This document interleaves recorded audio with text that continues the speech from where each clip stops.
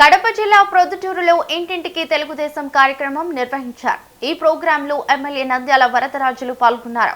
ప్రజల సమస్యలను తీర్చడంలో నిర్లక్ష్యం వహిస్తే సహించేది లేదని సచివాలయ సిబ్బందిని హెచ్చరించారు. ప్రభుత్వం జీతాలు ఇచ్చేది పేద ప్రజలకు సేవ చేయడానికే, కానీ కార్యాలయాల్లో కూర్చోడానికి కాదని ఆగ్రహం వ్యక్తం చేశారు. ప్రభుత్వ పథకాల అమలుపై ఎమ్మెల్యే ఆరా తీశారు. పొద్దుటూరులో కూటమి ప్రభుత్వం ఏర్పాటిన 2 సంవత్సరాలు ఏర్పాటైన సందర్భంగా 20వ వార్డులో డోర్ టు డోర్ కార్యక్రమం పెద్దాన నంద్యాల ఆధ్వర్యంలో జరగడం జరిగింది.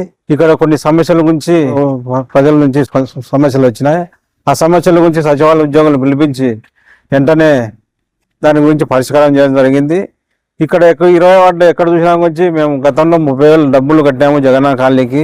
ఇంతవరకు మాకు ఇండ్లు మంజూరు కాలేదు. మేము పొదుపులో డబ్బులు తీసుకొని అక్కడ హౌసింగ్ వాళ్ళకు సచివాలయం ఉద్యోగస్తులకు డబ్బులు కట్టాము అందరూ అని కూడా కొంతమంది కంప్లైంట్ ఇచ్చినారు. దాని గురించి హౌసింగ్ ఏఈ గారిని పిలిపించి పరిష్కారం చేయమని చెప్పి ఎమ్మెల్యే గారు కోరినారు.